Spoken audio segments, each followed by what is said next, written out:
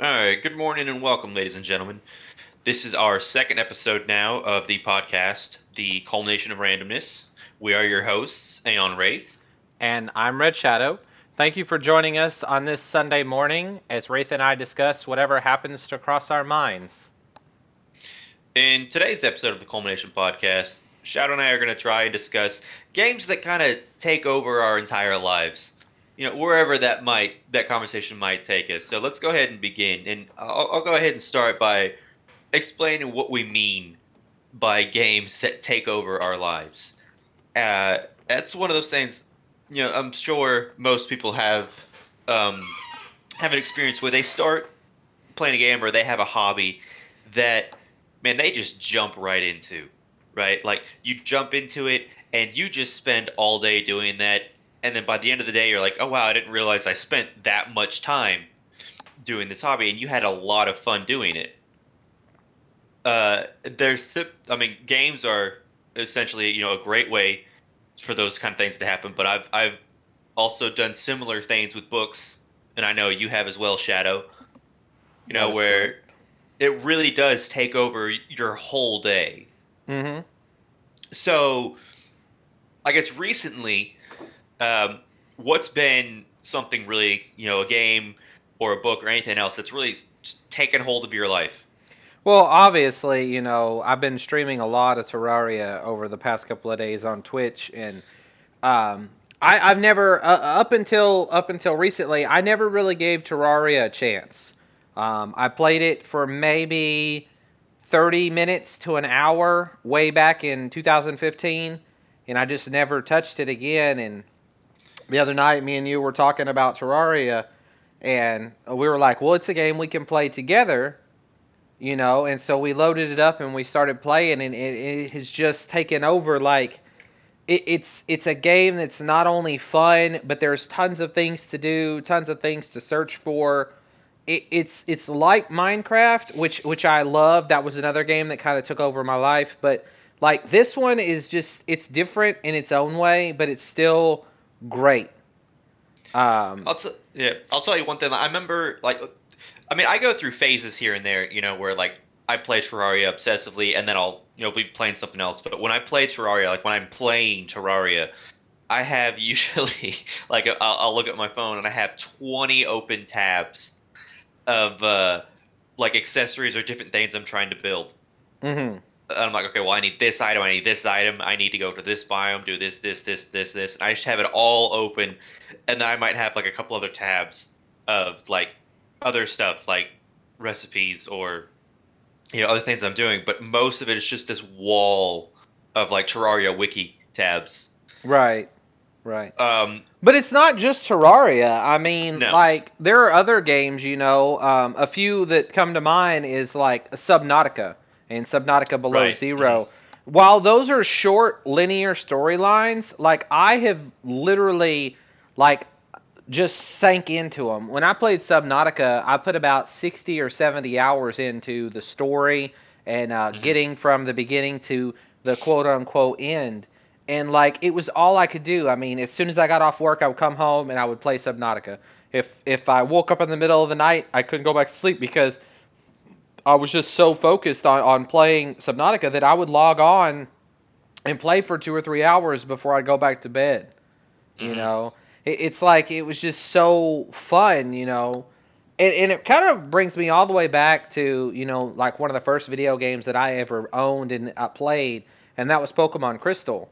Hmm. Back then, I had my Game Boy Color, and like I just fell in love with Pokemon Crystal, playing and training my Pokemon and doing everything that it is to do. And I remember like at nighttime, you'd go to bed and you didn't have a light for the Game Boy Color, and like for the longest time I would sit there and like I would just like play in semi darkness, and I was getting so good at this. I could identify different Pokemon by the sounds they made, as I would turn Hmm. the volume up just a little bit so that I could hear their little 8-bit sounds or 8-bit cries. And like it just there are just some games there are just some games that just grab your brain and just pull them into them.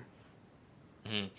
Yeah, it's like I mean, like you're during that kind of thing, you're not just thinking about like gameplay, right? I mean, like for like that whole week, you're thinking about the lore and everything else. Because I know, um, I know Demon is really into Pokemon, Right. and he watches some of those Pokemon streams, and he knows like a lot of the stuff about typings, which I'll be honest, like most people probably don't ever look into if they're casually playing Pokemon. No. And like I mean, the amount of research that you do when when something like that takes over your entire life, for like because of Pokemon, I always when I'm playing Pokemon, I always have like a spreadsheet open or something of like my evolution Mhm. chains and levels I need to reach and stuff like that. And like I'll spend, a good deal of time playing the game, but I'll spend a lot of time also just thinking about playing the game or thinking about what I need to do when Mhm. playing the game. Well, And like, and go ahead. and I was gonna say it really is the thing. It's like I mean, you had mentioned a little bit before stream, when you're enjoying a game when you're like playing said game in your dreams. Yeah. Yeah. And it's a very odd sensation to do that. It's like I could have sworn I evolved this Pokemon yesterday. Oh no, wait, I was just dreaming about that. Right. See, you talked about having a list and kind of a map of where you're going, and Hmm. it's funny that you mention that because one of the games that while it doesn't consume my life as much anymore, it has become such a part of my life, and that's the game that I also stream on my channel sometimes, and that's Puzzle and Dragons, the game for my phone, and Hmm. like I've played that game since 2013. Not every single day, but almost every single day. I think I have like 25 or 2600 logins. That means that Hmm. I've logged in for 2600 days. And there was a time, where like I would spend hours and hours and hours grinding specific dungeons, spending stones on stamina to grind those dungeons, and I had lists of all the cards that I needed and all their the like Evo materials that I needed and how many experience fodder I needed for each team and like which dungeons came on which days because back then they weren't everyday dungeons. They were like once a week. And so if you didn't hit Right. it, like for example, the now a couple of years ago they added it so that there's a Jewel Dragon event for the whole day. But back then in 2013, 2014, You had an 2015, hour, yeah. you had 1 hour to farm this dungeon as many times as you could, and it might not show up for another week. And then it didn't even tell you in game when that hour was. You had to go online to their website and find the little chart, and then find out which you had to look for your starter and see what starter you had. Then you had to look to see what time slot it was. And if you were busy, or if like there was one time I was at work and I asked my boss. This is probably the most funny Puzzle and Dragon story I have. I actually asked my boss. I was like, "Is there any way that I can take my break a little bit later? Can I take it between like 6 and 6:30 because we got 30 minutes?" I said, "Can I take my break from like 6:30, 6 to 6:30, or 6:30 to 7?" And he looked at me like I was crazy, and I was like, "Well, I really, there's something I need to do. Like I think I kind of lied a little bit and was like I need to make a phone call then or that there's something I need to do, but it was because I needed to farm the jewel dragons because I needed to get one of my characters to level 99. And Hmm. like but it was one of those things. It consumed like my mind, and it consumed like all of my time because I was constantly planning out my next thing. And I mean, like I think it's a really great way to enjoy a game, because one I'm gonna talk about for a second, because going back to lists, is Raft, and like I'll have periods where I just play Raft all day, essentially, and I'm like, well, I need to build this, so in order to build this, I need this many materials, and I'll have like a literal list of like, well, I need this many iron ingots, this many, this many, and I start checking off when I get them. Because I was flipping through a notebook the other day, and I found one of those little lists that I had been checking off for rap. It's like, wow, I mean, like at the time, I don't think I'm putting that much into it, but it's like, yeah, Hmm. that I really was, into Raft at that time, and I'm sure I will be again at some point later. You said finding old lists. So at one point I played Clash of Clans, and it was not very long. It was probably a year, maybe two. I mean, I still have my account and I still log in every once in a while, but literally I'm just a casual player. I don't really care. I log in, collect my stuff, and then I spend it, and then I log out. It's like, and I might do that once every couple of weeks. It's not a big deal.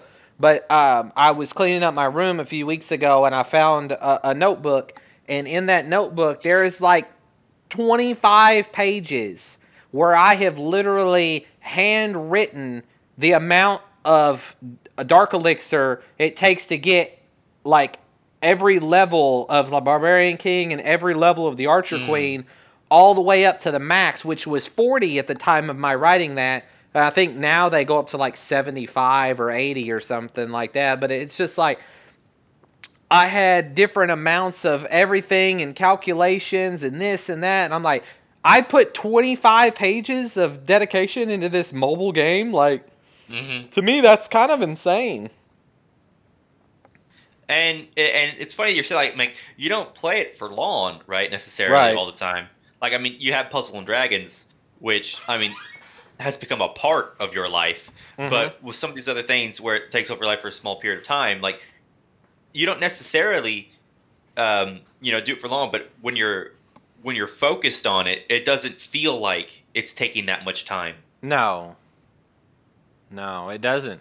Well, and that's true with anything, Whenever you're very passionate about something, whenever you're having fun with something, it doesn't seem like it's taking up time. When we first started these podcasts, we did it with the fact that we want to get out there, we want to, stream more, we want to share some of our ideas, some of our thought processes with the world. And when we first started, we were like, okay, every Sunday we'll do 1 hour and that's it. Well, we've come a long way since then. If you really think about it, I mean, Hmm. I've streamed almost 24 hours just in the last 30 days. And Yeah. that's saying something from somebody that, never really streamed before. And when I did, I might do like 5 hours for an entire month and then not do anything for multiple years. I mean, I've streamed multiple times on Twitch over the years, but never with any consistency. And usually it was 6 to 10 months gap in between, Yeah. me streaming. And to me, I mean, it's because it was never something I was really passionate about because I was afraid.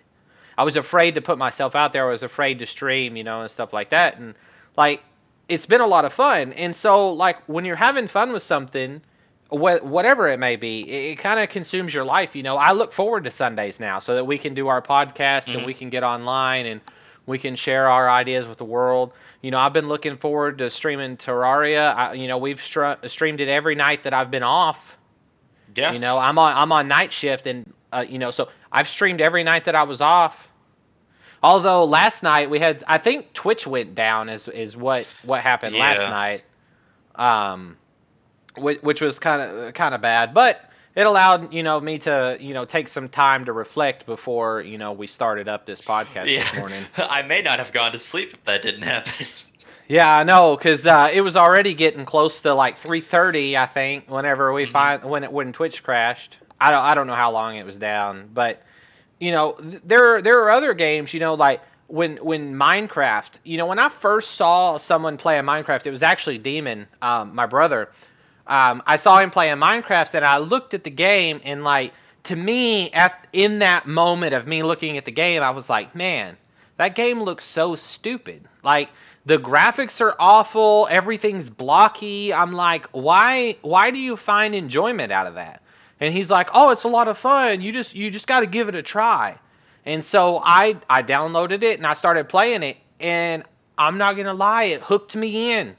You know, I started out, my very, very first world was in creative, and I played for like 30 minutes, and I was like, this is fun that it allows me to build everything, but it's not as fun as it could be.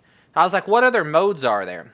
And that's whenever I got on survival, and I mean, it was just so immersive. Like I just lost so much time playing Minecraft. You know, I had to download an app for my phone. Back then, they had the Minecraft app that had all the recipes, and I kept having to look up recipes for Minecraft things. But then I got so good that I memorized, you know, all these recipes, and I have put Minecraft is one of the games that does not have a play timer. You know, like Steam has play timers and stuff like that. Right. But Minecraft never had a timer, so I have no idea how much time I put into Minecraft.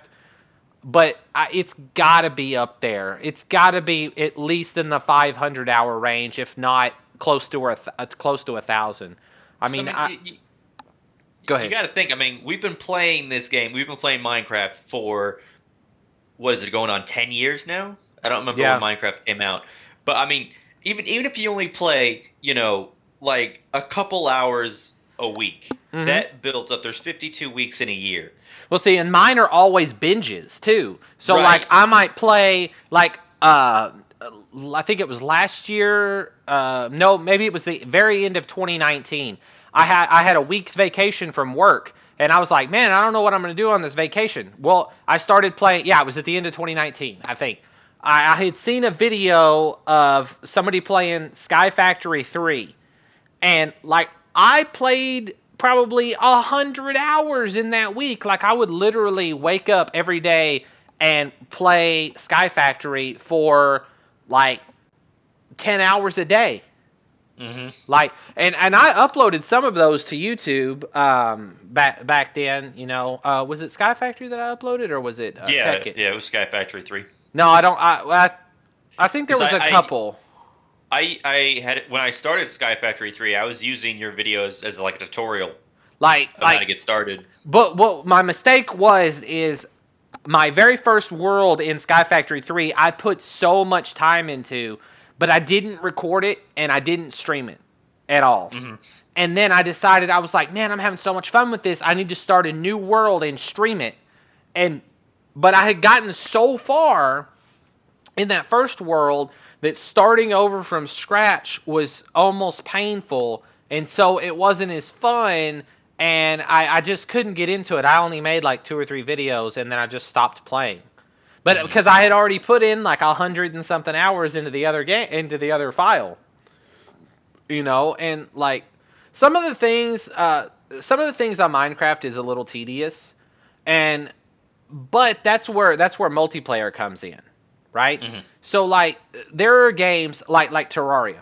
Terraria is fun solo, but it's even more fun whenever you have somebody to play with you that can, you know, work on different... Like, you can work on different things, but then you can come together to work on the same thing, you know? Right. Like with Terraria right now, I do my thing, you do your thing, and then when we have a boss or when we have a goblin invasion or whatever, we're like, oh, I need you here, and you're like, okay, and then we're back together. We do our thing, and then, you know, we can go on our own separate ways again. You know, when we did Minecraft, you know, me and you have never really played a ton of Minecraft together. We've played a lot of it separately. Now, there have been times when we did play together. But not as much as like me and Demon. Me and Demon, like I would mine and he would build. Like that was how it worked. I did the mining, he did the building. And when we were playing Tekkit and we had our little Tekkit server, I would like build the little mining turtles and I would just strip mine like the entire map at a certain level, and then I would just bring up stuff for him and he would be building. You know, he would build our houses, he would build our castles, and I would just mine. Because it was like, a lot of people think that that's boring, but to me, it wasn't, you know. Like, I don't know how many hours I've just wasted looking at stone bricks. Yeah. Stretching off into the distance. It's like the times I did play with you and Demon, right? You'd mine, he would build, and then I would be doing I would be making forests and cutting them down. You Yeah, know, like when we play Tekkit, man, you spent like an entire like week's worth of gameplay, like a couple hours one day, a couple hours another day, just working on that tree farm and your beehives. yeah, and that was something like, oh man, that just got me. Like, I mean, I like Minecraft, but like that section in there just got me. And so like I was like, just putting a bunch of hours into that specific task in Minecraft Yeah. just because I was having so much fun. Mhm. And it's one thing that it makes me like when I go back to play vanilla Minecraft sometimes I'm like, oh, I wish I had my trees. Yeah. And one of the cool things about vanilla is I'm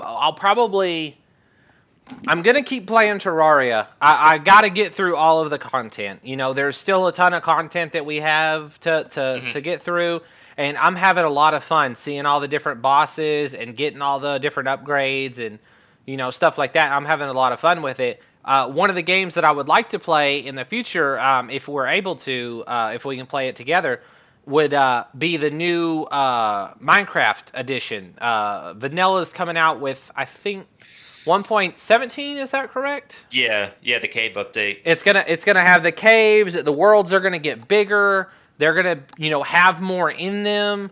They're gonna have different stuff added to the Nether and different stuff added in the caves. And I think that it'll be a lot of fun.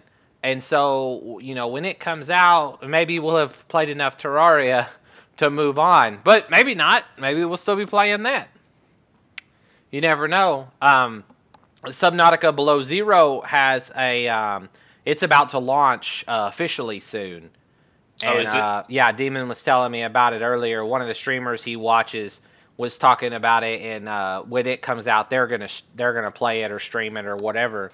And while I might not, I don't know if I can stream Subnautica. It may be too graphics intensive for my computer. Because like I'm not sure, if because there might be some games that I get later on that I might not necessarily stream, but I might try to record. You Right. know, just so I do have a copy of it, but it's not trying to do too much on my computer. Right. And that's one of the things that I've thought about doing is maybe some of these more graphics intensive games, maybe I should just record them and upload them to YouTube instead of trying to stream them on Twitch. Cuz I don't mind streaming to Twitch, but only if my internet will allow it. I Right. chose I chose for the automatic, the automatic Optimization, yeah. yeah, the automatic optimization, and so I'm streaming in like 648p, which is not even 720. Now, I No. could probably stream in 720 with my internet, but like it's just I get more frame drops, I get more lag spikes, I get more everything because you know, like the computer is good, like but your computer coupled with gaming, coupled with OBS running in the background, coupled with any other programs, and then the biggest bottleneck is the internet here.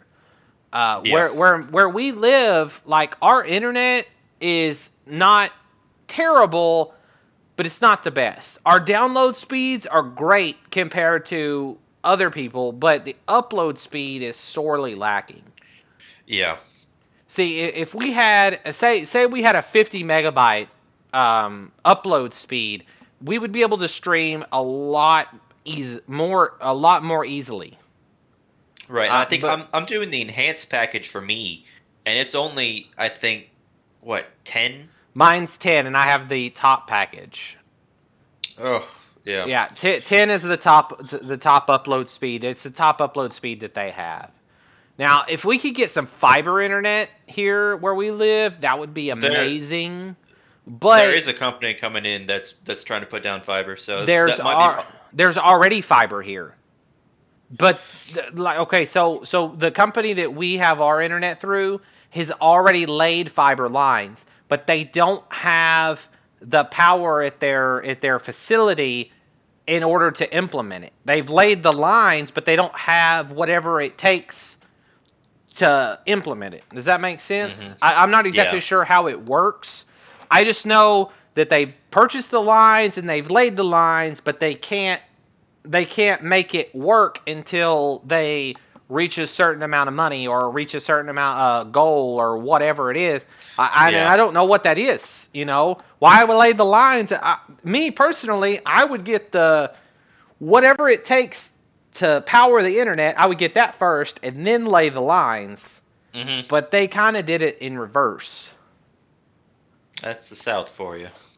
Yeah. Well, and not to mention our internet provider. I'm not going to mention any names. They're probably listening, because why not? But to be honest, they really hold a monopoly down here. That's true with all internet service providers. Well, they will hold a monopoly in their areas. Yes and no. The reason why ours holds such a big monopoly is because they're the only one. Mm-hmm. And so they can charge whatever they want to, and they can throttle you as much as they want because why not? They're the only provider. The only other one is like AT&T.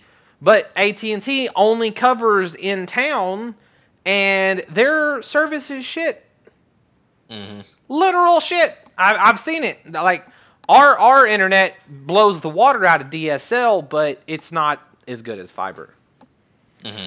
A buddy of mine, he lives in a little community, and what's so crazy is, right? So he lives in this little community about 30 minutes away from like, if I were to leave my house and drive to his house, it's going to take me about 25 minutes, okay? It would actually take you probably 15 minutes because you live closer to him. Mm. But where he lives, he has fiber internet, and he has 100 up, 100 down. Oh, that'd be nice. But it's just a real small community, and there's one little company down there that ran fiber, and they have theirs set up. He lives in the middle of freaking nowhere. Like, I mean, literally the middle of freaking nowhere. But that one little substation decided, hey, we're the only people down here, and we have crappy cell service, so let's put in fiber. And they did. And he doesn't even pay that much either. He pays like, I think he told me one time he pays $100 for 100 up, 100 down. That's not bad. That's less than I pay. Yeah. I mean, I pay $140 for 150 down and 10 up. Yeah. Like that's ridiculous. But I digress. We can get back to games that control our lives. One of the games that really took over my life for a little while was a game. It's kind of obscure. I found it in the cheap like $5, $10 game bin at Walmart. It was a game for Xbox 360. I've talked about it before, but it's Kingdom Under Fire: Circle of Doom. It was kind of a dungeon crawler-esque, like Dynasty Warrior type of, like, you fight large groups of enemies while running through the dungeon, and there's multiple characters that you can play, and each character has different items that you can get, and then there's storylines that go with it and everything. But that game consumed my life. Like, there was just so many different things that you needed to farm, and you needed to farm them on different difficulties, and like, you had to beat the normal difficulty, and then you had to go into hard mode, and you had to beat the hard difficulty, and then you went into expert mode, and then I never could beat expert mode. I got all the way to the final boss on expert mode, but I could not kill the final boss because he was just too powerful. And the amount of resources that you needed to kill him were like crazy high. Because the gold, what's funny is like the cool thing about that game, but also the bad thing about the game is the potions that you needed to get to upgrade your weapons and upgrade your armor and everything like that were super easy to come by at the harder difficulties. Relatively to the gold needed to upgrade, because you might be able to get 1 to 2 orange potions in a full run of the ice caverns, because you had to fight these invisible guys to I don't remember what they were called, invisible specters, invisible men, something like that. You had to kill them on hard mode or expert mode to get the orange potions, and you might get 1 or 2 per run. But then once your weapon had, so orange potions went on weapons and they increased all of their stats. But every time you fused a potion to a weapon, it increased the stats, but the amount of gold would go up exponentially every time. And so, like, even the best weapons on expert were not good enough to beat the final boss unless you put about 10 to 20 orange potions into them. But you literally couldn't get enough gold. Like, it would take you might get 1 or 2 orange potions per run, but it would take you 50 runs to get enough gold to do one upgrade. Right. And so, like, I spent countless hours just farming that game, and I had so many potions, but I could just never get enough gold. Mm-hmm. It's funny you mention that because it reminds me quite a bit of when I used to play Ninja Gaiden. Oh, yeah. And, man, you would spend hours farming karma just to upgrade your weapons. And like, cause I remember, like, I would always try to do this when I was playing it. A really good weapon, especially for early game, was the totally upgraded wooden sword. Because like it was kind of trash originally, but if you got it all the way upgraded, it was really, really good. You're talking about Ninja Gaiden, the first one? Or the second one? Well, I'm talking about Ninja Gaiden, the one that came out on the Xbox. Oh, okay. Because technically that's a whole series. The original, is a 2D platformer. Oh, I didn't know that. I played Ninja Gaiden 2. That was the only one I ever played. I mean, two is very similar to. Well, they said that one was like balls to the wall, hard as shit. Yeah, well, and then the second one was like hard as shit, but not balls to the wall hard as shit, just very hard. And then Apparently 3 was like super easy because they made it so you couldn't even die. Like when you died, you just like went into this special mode for a little bit, and then if you could kill like an enemy or two, then you came back to life. Yeah, well, because like with 1, and you'll see a lot of memes on this on the internet. You'd go through, you're doing this section, you're fighting this boss, you're like, all right, man, I feel like a badass, and it's like, all right, let's start chapter 1. You're like, oh, that was the tutorial? And it took me like 5 hours to beat that because I had to fight this boss over and over again. Yeah. Oh, that was the tutorial boss. Well, I remember in Ninja Gaiden 2, there was like, you were talking about karma farming. If you played through the game straight through, like if you didn't stop and farm the karma like you're talking about, you would get to the final boss and you might have one weapon that was close to maxed out, if not, like, it might not even be maxed out when you got to the final boss.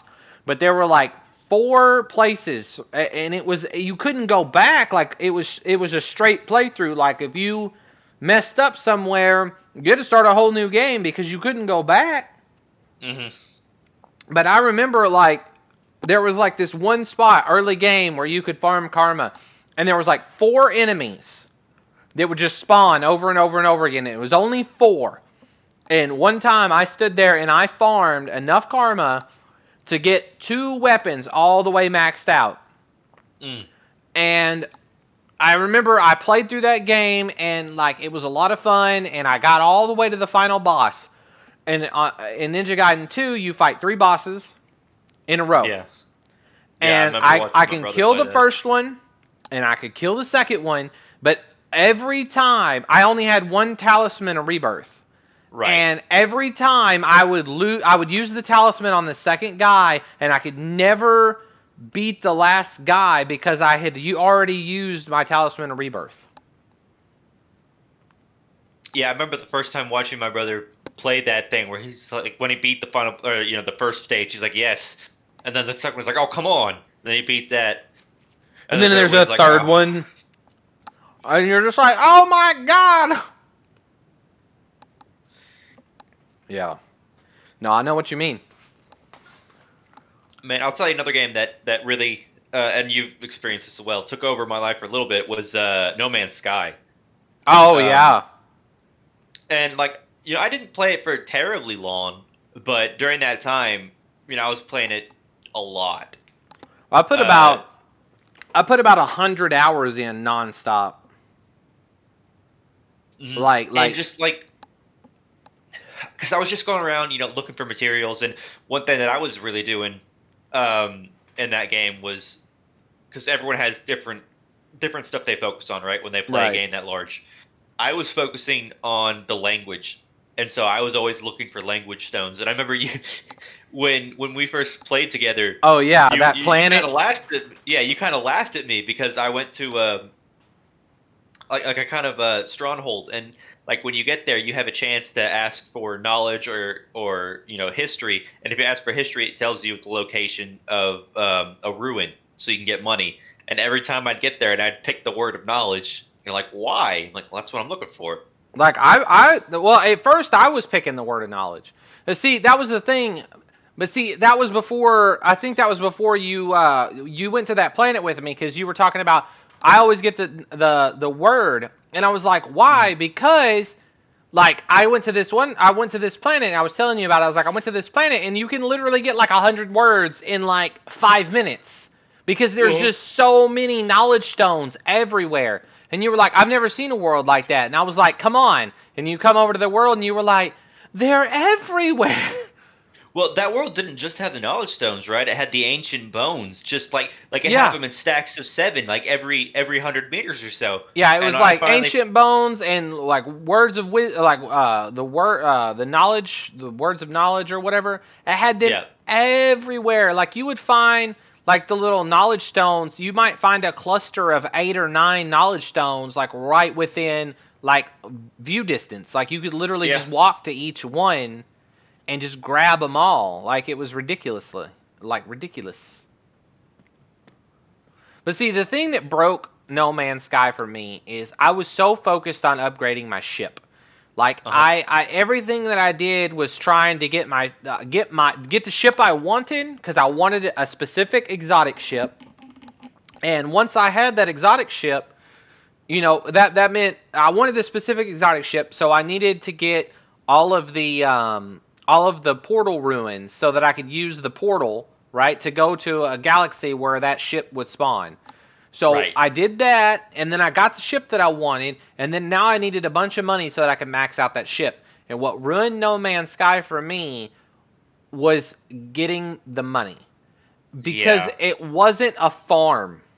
That was what I could have dealt with farming the money. I could have dealt with it.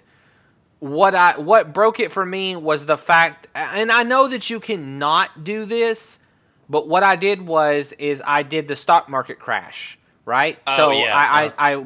got all the cobalt, and then I would go to a new system. I'd sell all the cobalt, and then buy it back for real cheap. Go to a new system, sell all the cobalt, buy it back for real cheap, and I was making about 25 to 30 million per system.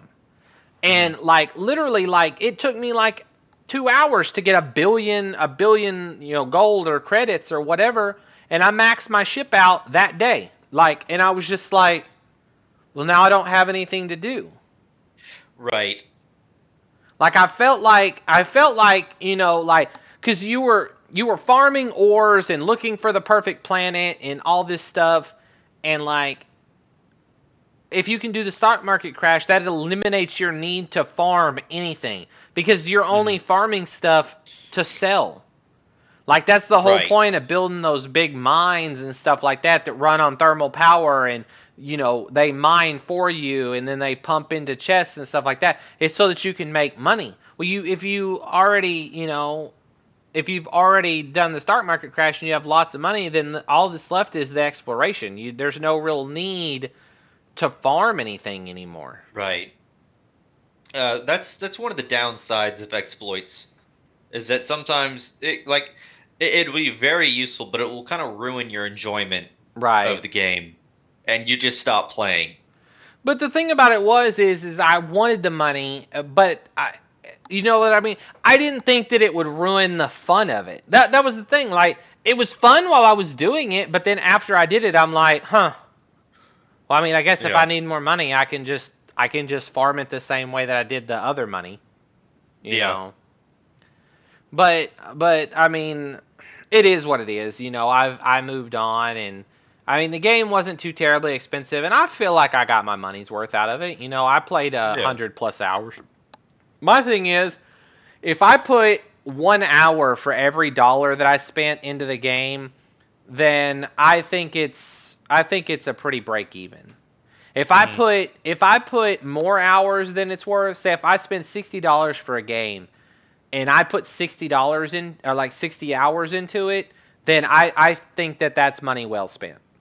Looks like my brother and I kind of have this system that if we really enjoy a game, if we put a lot of time in it, we'll go and we'll buy it on other platforms, even if we only played on a single one. Yeah. So like Terraria, we've been playing, so I have it on the computer, but I put so much time into that. I went ahead and I bought that on my phone. It doesn't control very well, so I don't play it on the phone. But I don't regret spending that because that's something I don't mind supporting. Right. Because I put so much time into it. Same thing with Stardew Valley. I have Stardew Valley on almost every platform because I have put so much time into that game and I enjoy it. Well, that it's I don't like mind supporting, the company. Right. Well, Minecraft. I own Minecraft on my PC. I own 2 different copies on my PC because I own the Java version and I own the Windows 10 version. I also own it on my phone and my tablet and my Xbox. Mm-hmm. But I also purchased copies for my son on the tablet. The Xbox is. I think the Xbox one was free. On the tablet and on his Switch. I bought him the game cartridge for his Switch. So I mean, I bought it for Demon. Way back in the day, I bought and gifted him a copy of Minecraft so that he would have an official copy. Yeah.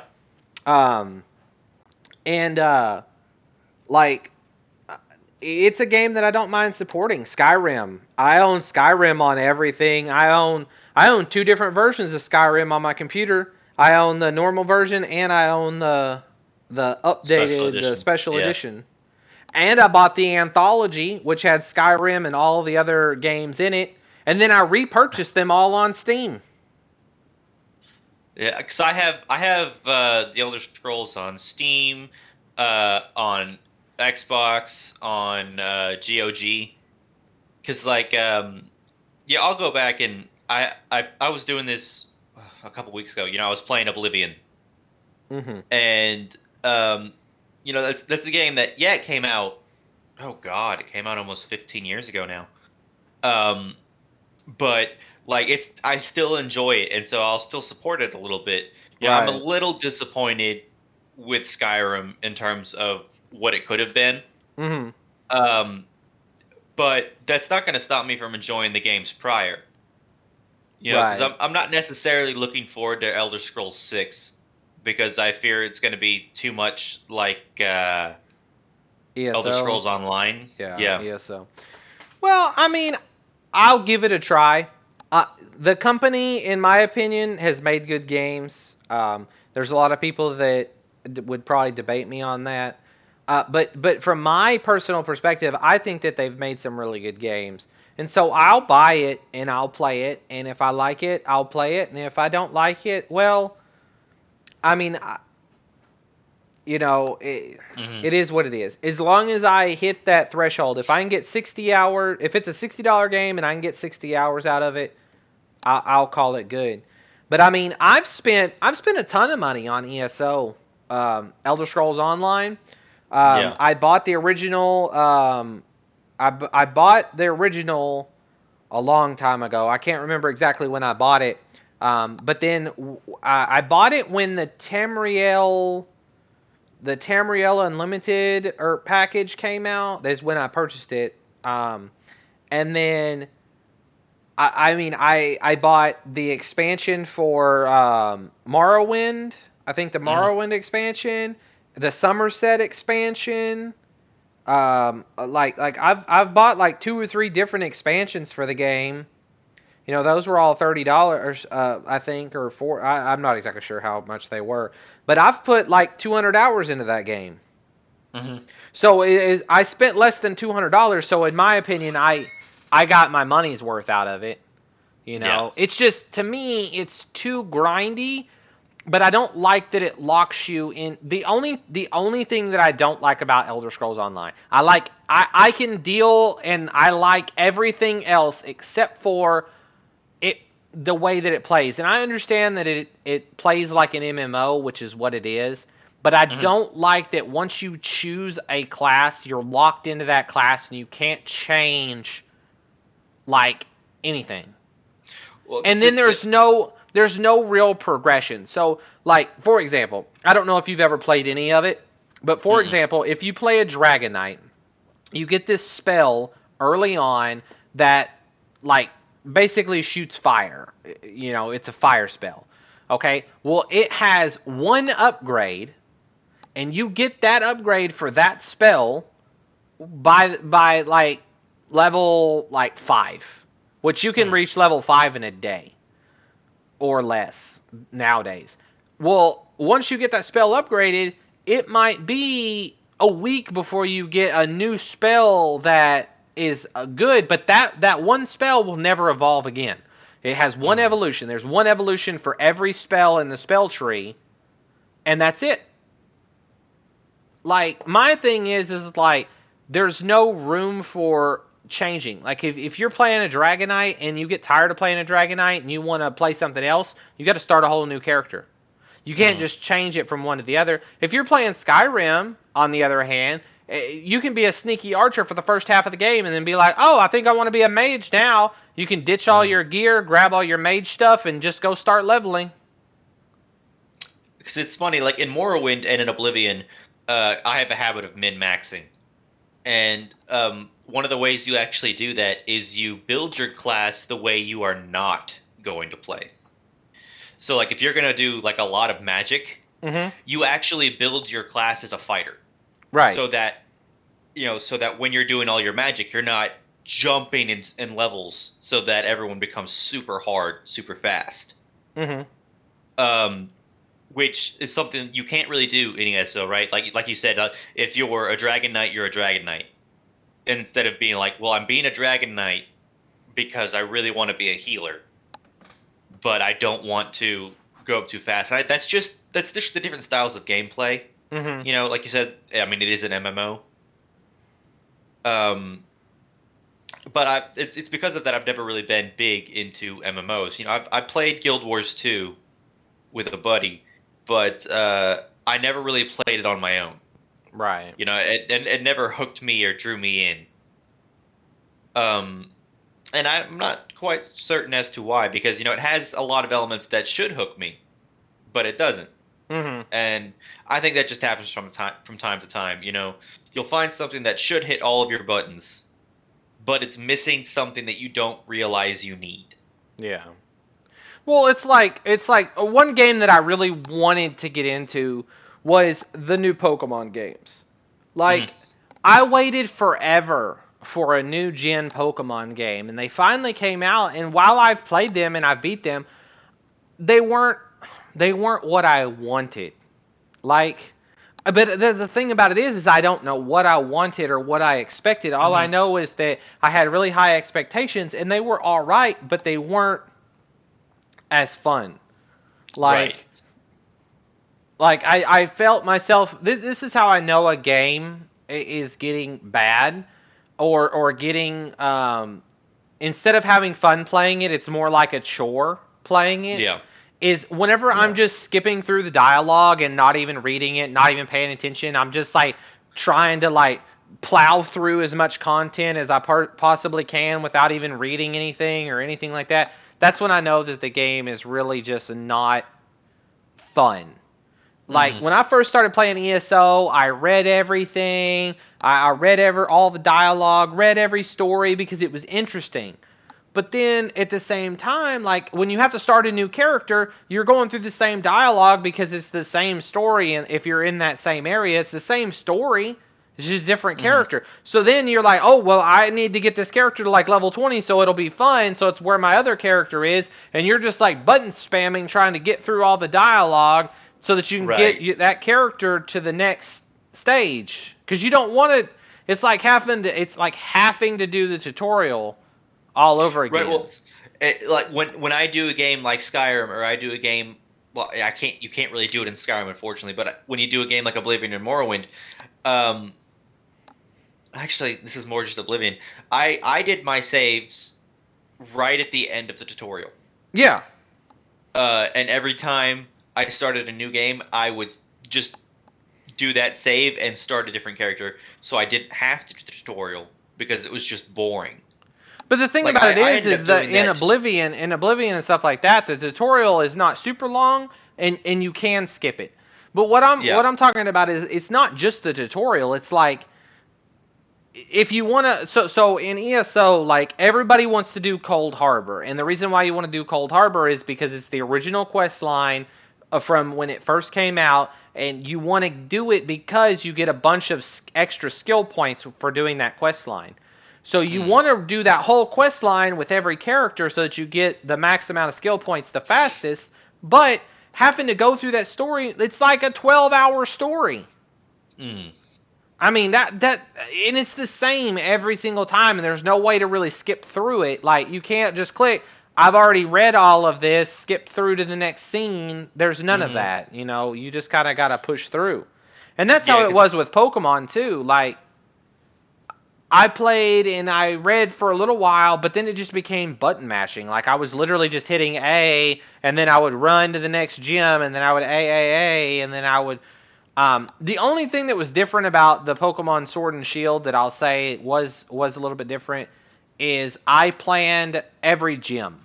Like so, every Pokemon game I've ever played, I've just thrown one Pokemon at the gym or whatever. Like back when I played Red and Blue, back when I played Crystal, I would Charizard, heck 'em up, like just beat them. Flame Wheel or whatever. Yeah, Typhlosion. I mean, I wrecked everybody with Typhlosion. But I spent a lot of time on Sword and Shield leveling up different Pokemon so that I had a type advantage over every gym leader. I would purposely go and catch a good Pokemon that had type advantage over the gym leader, and I would train it up. And that is a little different than I normally do. So it was fun in that aspect. But I downloaded a type chart to my phone and would literally just like spend a ton of time looking at the type chart. And that way I could pick the best card for the best Pokemon for the job. Yeah, that's you and your Puzzle and Dragon addiction right there. Yeah, I know. I was like card, and I'm like, no, that's not right. Speaking of puzzle and dragons, so the Monogatari, yeah, is that right? Yeah.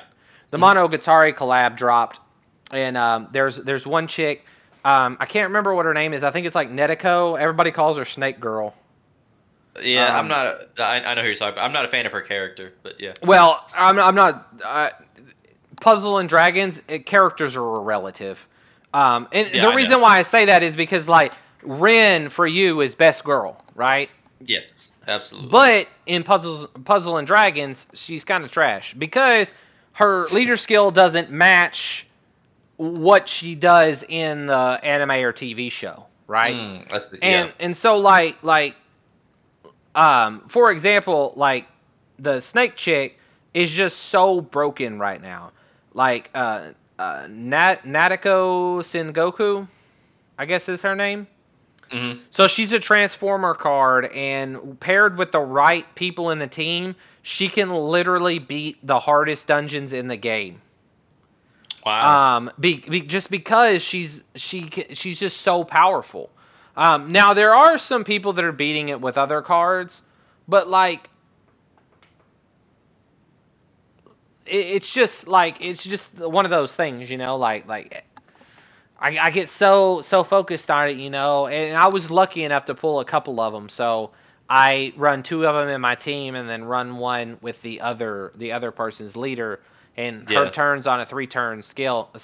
I may stream some Puzzle and Dragons sometime in the near future, just so I can just because I want to show you some of the new Monogatari builds that they have. Because like I get this weird thing when I'm like, especially with Puzzle and Dragons, like, well, I'd love for their ability to have a connection to the source material. Mm-hmm. Because like, if you had to describe what Koyomi, or Araragi, um, does in the show, he is far more a um, resilience type, right? Like um, back when you used to run the ogres as your lead, Mm-hmm. because or like a something that if it would one shot you, you're left with a little bit of health. Mm-hmm. And I don't know what ability he has, you know, but I'm pretty sure it's not that. Well, I'm looking for him. I can't remember. I can't spell his name. Oh, here he is, right here. All right. So in his first form, Kiyomi Ararangi. So, Yeah, it's Araragi. So yeah, there's a thing in the anime where one of the girls always adds an extra ra. Araragi. so in his first form, he gives 2 times all stats for dark attribute, 9 times attack when erasing dark orbs, reduces damage, +1 combo, and inflicts 1 damage when 2 attributes attack. Hmm. So that's quite a lot. He gives 2 times all stats for darks. He gives 9 times attack when erasing dark orbs. So any dark orbs. He reduces damage, adds 1 combo, and inflicts 1 extra follow-up damage when 2 attributes attack. Hmm. A lot of people want him for his active skill. His active skill is on a 7-turn cooldown, and it changes the bottom row to dark orbs and reduces bind statuses, including awoken and unmatchable orb status, by 5 turns. Mm. And that unmatchable orb status is a new thing that they added in some of the dungeons, and it's a super harmful mechanic if you're running specific leads. Like, you watched me run CN the other night, Yeah. whenever I was running Shura 2, or yeah, Shura 2. I was running Shura 2, and like, if you get your water orbs or your fire orbs unmatched or unmatchable, well, then you can't activate your shield and you will die. That's one of the Hmm. reasons why a lot of people are running Netiko, is because her shield is the same as Sienna's, but it's combo based, not orb based. So you don't need any Oh, okay. any specific orbs. You just need to get a specific amount of combos, and you get the same shield. Hmm. His second form is a little different. It gives 1.5 times all stats for dark attributes, so a little less HP, a little less RCV. About the same Hmm. attack, because he gets 10 times attack when 2 attributes attack, but he halves damage, which is a bigger damage reduction, and adds Hmm. 3 combos with 2+ dark combos. Yeah, I mean I was wondering why, like, when they started doing collabs and stuff, I stopped playing because like it didn't match what I thought they should have. The thing about Um, another thing about the collabs, real quick, is you don't spend money on mobile games no, ever. And the no. thing about it is I pulled. Now I had a bunch of stones saved up that I did not purchase. Now I've spent quite a bit of money on this game, and I'm not gonna divulge that. But in my time playing this game, I've never saved that many stones for a single collab before. And I wanted to save them in case we get Demon Slayer, but I don't think we're going to get it. Or if we do, I'll have some time to save some more stones. I had Mhm. 450 stones saved up, and I think I bought 2 packs. So that would be um, about 620 stones, or 88 pulls, give or take. Mm. I got everybody in the collab, but it wasn't until probably about 70 pulls that I got all of the cards. Mm. And just for rough estimate, if you were to buy those stones, not save them up if you were to buy them, it would be approximately $350. Oh my. Oh wow. But like I said, I saved up a ton of stones from Mhm. like events and clearing dungeons because every time you clear a dungeon, you get a stone. And to be honest, these days, like you're guaranteed like 2 to 3 stones per day, Mm. guaranteed. Especially if you buy the Pad Pass, because I have the Pad Pass, which is a subscription-based thing that they added. It's like $9 a month, but you get to be honest, like if you're gonna if anybody spends any money on this game, the subscription is where it's at because you get so much free stuff. Because the Pad Pass works on a tier system, right? So every month that you have it, it goes up by tier and it maxes out at 5. Well, once you're at 5, you're at 5 forever. Like you just stay at 5 for until you cancel your thing. If you cancel your thing and it's canceled for a full month, you'll reset back to tier 1. But you get like a billion coins a month. You get like 30 free stones a month because you get 1 stone for every dungeon that you do for the entire. There's one a day every day for the whole month. You get one Mm. stone for every clear, so that's 30 stones if it's a 31 stones if it's got 31 days, 28 in the case of the February that just ended. Mhm. Plus, like right now, they have the Spring Celebration gift dungeon, which is a dungeon that's up every single day, and you get a stone from that. So right now in the NA version, you're getting 2 stones every single day. Mm. All you gotta do is log in and beat that one dungeon. So like I pulled all my stones until I had 0 stones, and I already have 24 stones. Mm. It's only been like 4 days, 5 days. Like like I said, I could talk about Puzzle and Dragons all day. Really, Yeah. really super like time consuming. Really, really consumes my life. Um, did you want to talk about any other games that have taken hold on your life? We're past the hour mark. Yeah. Because I've kind of got I've kind of got one, but I don't know if I want to extend the time that I'll go ahead and do it. So like I tried to get you into it, and it wasn't your kind of game, but The Lawn Dark is something that like really took over my life for a period of time because like I was really into it. Um, I haven't played it so much since some of these updates dropped, but I had been playing it like every single day um, for God a couple months. Uh huh. And it was unfortunate because I had a file where I had a I could have survived as long as I felt like I wanted to, and so I was on day like 30, and I decided just to say screw it, and I went on expeditions, and I died during an expedition to a bear. But it's one of those things that like when you're constantly looking at, well, okay, what do I need to survive? Because like one of the things that like I commonly do in games is I like to improve stuff, and there is a skill based system in the Lawn Dark, which can kind of make things broken once you have certain what's the word I'm looking for. I think they call them medals or feats. Like so for example, fire starting.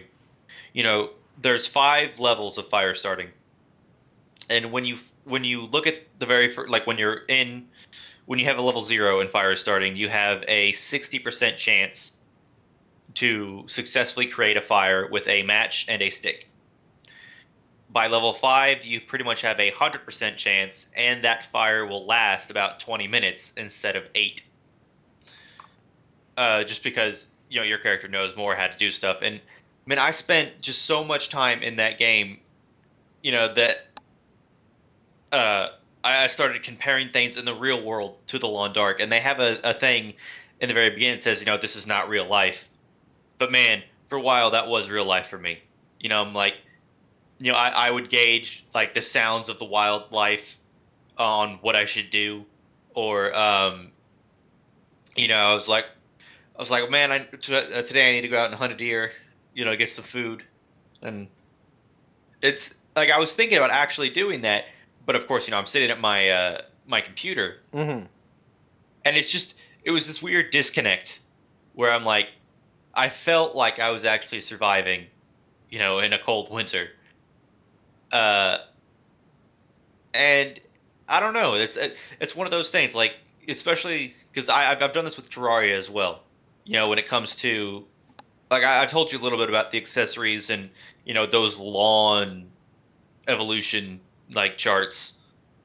Uh, where that's all I do for a period of time. Because like okay, I've not gotten the Ankh Shield in Terraria, but I've spent well over 200 hours, I would say, in Terraria alone, just farming for the materials to make that. Wow. Yeah, just because like you need specific things, and I'll farm for those. And you'll see on Reddit if you ever go to like the R Terraria, people who are like, I did it, I got my Ankh Shield or I got my cell phone, because that is an achievement. I mean, like that's a massive thing to do. Mm-hmm. Because you really have to put in the time. But Right. I mean, sometimes though, when you're doing that, like especially when the game's taking over your life, it doesn't feel like you're putting in that much time. Like, for example, you with Puzzles and Dragons, like it doesn't necessarily feel like to you you've played 2,000 days, does it? Right. No, it doesn't. And it's one of those things. Like, I mean, you put so much time in, it doesn't feel like you put that much time in. Right. But I mean, that's just the kind of thing that happens whenever you're really into something, whether it's a video game or a book or a hobby. You know, that's just the way that humans work, I guess. Yeah. So I guess we'll go ahead and wind down now. Um, do you have any exiting remarks you want to make? The only thing that I would say is we spent a lot of time today talking about games and getting lost in them and stuff like that. But that's not to say that like there's not more to life than video games. Like video Hmm. games is a hobby. And while we say taking control of our lives, like we're still able to function, right? Right. I still work my 12-hour shifts, I don't call in to play these games, if my son, if we're hanging out, we're hanging out. I'm not playing video games. If I've got to spend time with my family, I'm not playing video games. But in the downtime that I have, right? Whenever I'm Hmm. not doing anything else, that's whenever I game. And those like sometimes it's more, sometimes it's less, you know. We talked about all the times in this podcast of when we've gone hard in video games. Right. But we didn't talk about the breaks. I didn't play a video game at all for almost 2 years.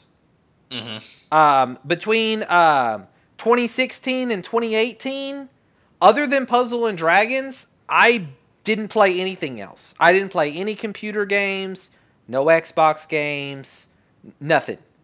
Because like I think it 2016, 2017? Maybe it was 2015 to 2016. It was right after I got my truck. I had to focus on work. I needed to pay more money on my truck than I had originally wanted. And then I needed to get new tires for my truck, so I had to work extra overtime to save up the money. Hmm. And then I had some personal stuff going on in my life. I had a girlfriend at the time, and I was putting a lot of time and effort into the relationship. And so I really just didn't play video games. If I did, it might have been like an hour here or an hour Hmm. there, but nothing ever significant, right? And Right. but that's okay because once I got all those things taken care of and my schedule wind down and stuff like that, I was able to put more time into my hobbies. I was able to put more money into it, you know. There was a time when I saw a game on Steam and I'm like, "Huh, I want to try that game." Oh wait, no, it's 30, 40, 50, $60. I can't afford that right now. Hmm. To now like I see a game and I'm like, "Oh, it's $50." Oh yeah, I'll try it. Don't like it? Oh Yeah. well. I guess I'll just have to make it up on the next game I buy. Yeah. But as far as closing remarks, that's all I have to say is if you enjoy games or if you enjoy whatever hobby it is that you enjoy doing, enjoy it. Spend time doing it if it makes you happy, but don't neglect your life to do your hobby. Right. All right. Well, thank you everyone for coming by and listening to, our second episode now of the Culmination of Randomness podcast. We are, of course, going to be doing this again next Sunday. We'll decide between now and then amongst ourselves what our topic will be, and it'll be something similar. We'll have a basic topic, and then we'll kind of meander around. That's just the way we do things. That's why So, it's the culmination of randomness. right. Because we were talking about video games for a bit, and then we section lined into something completely different. But thanks for coming by. We'll catch you next time. Thanks for coming.